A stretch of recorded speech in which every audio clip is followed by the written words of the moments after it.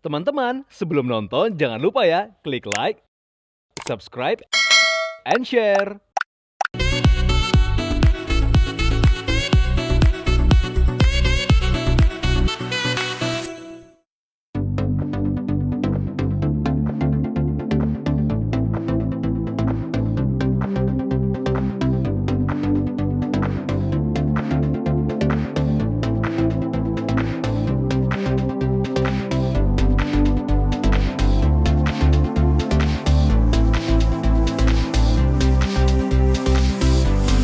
Di sini ada satu lemari lagi. Nah, di lemari ini, kalau di lemari-lemari sebelumnya itu kita hanya melihat cangkir, dan cangkir. Kalau di lemari ini isinya dinner set. Dinner set dari koleksi Flower of the Month dari bulan Januari sampai bulan Desember. Nah, di sini ada tempat nasi, biasa disebut turen, ada tempat lodor, ada tempat sambal, ada tempat telur kecil-kecil ini, dan ada 2 buah teko minum teh dan teko untuk kopi. Jadi ternyata viewers, kalau di Eropa itu teko untuk teh dan teko untuk kopi itu berbeda. Tidak seperti di Indonesia kan, kita kalau teko sama aja. Setelah ini saya akan berbagi tips bagaimana cara membersihkan cangkir dengan aman dan bagaimana menyimpan cangkir di dalam lemari.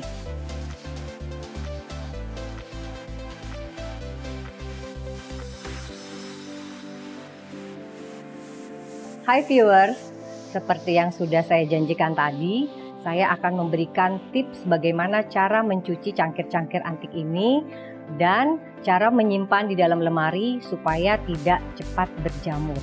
Sebenarnya cara saya mencuci cangkir itu rada ekstrim.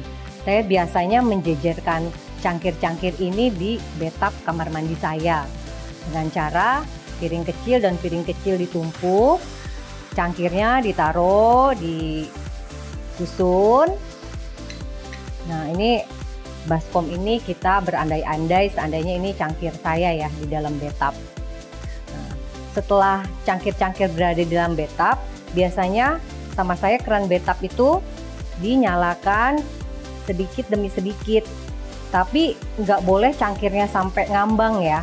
Ngambang tuh ngapung, jangan sampai cangkirnya itu ngambang.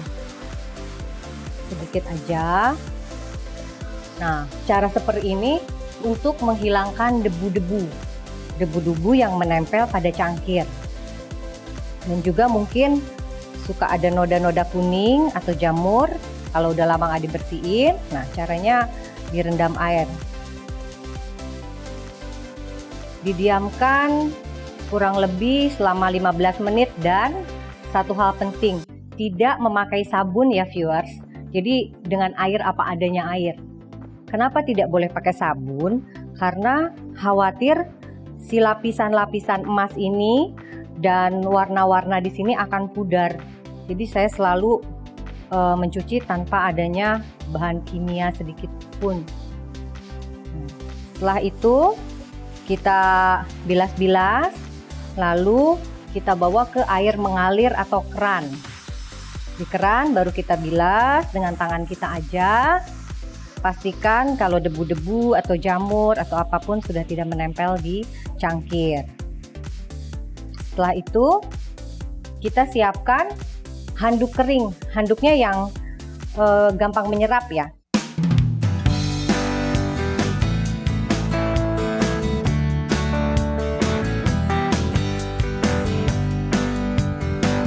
Setelah cangkir ini kering, kita langsung memajang cangkir tersebut di teacup stand.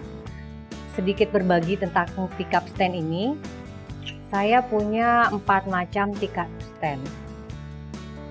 Yang ini khusus cangkir yang hanya dengan piring kecil. Kebetulan yang ini untuk cangkir yang disertai piring kue. Kita biasanya kalau satu set begini bilangnya trio. Ini juga teacup stand ini untuk pickup yang trio. Nah, untuk yang ini untuk duo. Biasanya bilangnya pickup duo, berarti dia hanya berdua. Untuk pickup stand ini yang besi, saya kebetulan lagi-lagi beli online. Ini made in Inggris. Yang ini made in Australia, yang ini made in USA, yang ini made in Australia juga. Kok dari luar negeri sih, apa nggak ada di Indonesia? Kebetulan pure di Indonesia belum ada yang jual. Jadi mau nggak mau supaya cangkir kita tampak cantik, ya saya harus beli pickup ini dari luar. Nah viewers, setelah tadi saya berbagi tips tentang bagaimana cara membersihkan cangkir dan berbagi informasi tentang berbagai jenis pickup stand, sekarang saya akan membagikan tips tentang bagaimana cara meletakkan di lemari supaya tidak berjamur dan tidak meninggalkan noda kuning yang akan datang.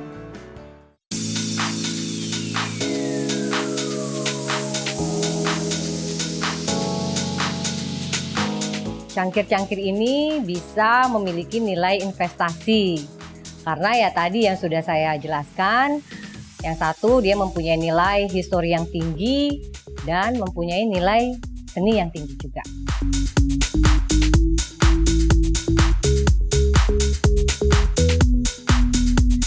Saya pernah membeli cangkir dengan harga yang menurut saya wajar. Kalau nggak salah, cangkir tadi ikut di-shoot juga. Tapi setelah beberapa tahun kemudian, saya lihat di situs online, harga cangkir tersebut 6 juta.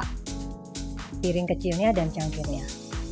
Well, itu menandakan kalau cangkir tersebut bisa mempunyai nilai investasi yang tinggi.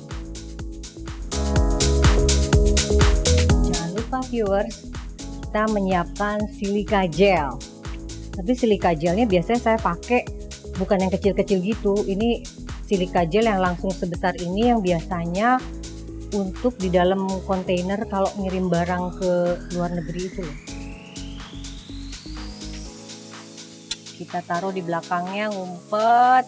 Biasanya saya taruh di dalam satu lemari gini bisa sampai 3 silika gel.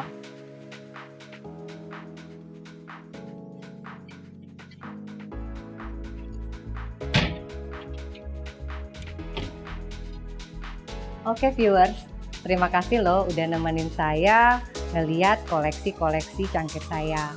Semoga bisa menginspirasi dan menambah pengetahuan tentang cangkir. Sampai ketemu di hobi-hobi saya selanjutnya. Bye!